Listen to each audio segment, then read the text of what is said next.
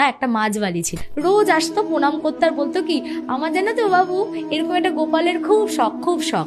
না রে গোপালটা তুই নিবি? তখন বলছে যে হ্যাঁ দাও আমাকে গোপালটা। ওর এবার গোপাল পেয়ে তো ভীষণ আনন্দ। ও কি করতো, নিজে সকালবেলা উঠে যখন চা বিস্কুট খেত গোপালকে চা বিস্কুট দিত, ওই মাছের ঝুড়িটা নিত, তার উপরে ভালো করে এরকম পেপার বসিয়ে তার ওপরে তোর গোপালটাকে বসিয়ে মাথায় তুলে নিত।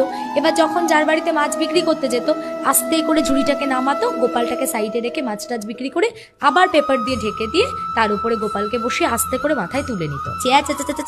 মাছের ওপরে গোপাল বসিয়েছে, কি অনর্থ করে ফেলেছে, মোবাইল রাখার ব্যাগ দিয়েছে, বলছে এই ব্যাগটা রাখ, তুই ছোট তো ওকে ব্যাগের মধ্যে পুরে নিয়ে তোর গলার মধ্যে দিয়ে এখানটায় নিবি আর মাথার মধ্যে মাছটা নিবি। ওকে গোপালটা খুব স্বপ্ন দিচ্ছে। তুই কি রে, তোকে কে কি বললো আর তুই রাজি হয়ে গেলি? তখন তুই কত সযত্ন সহকারে আমাকে ঝুড়ি থেকে নামাতিস, তোকে কারোর কথা শুনতে হবে না, যেরকম করে তুই আমাকে রাখতে পারবি তুই আমাকে সেরকম করেই রাখ।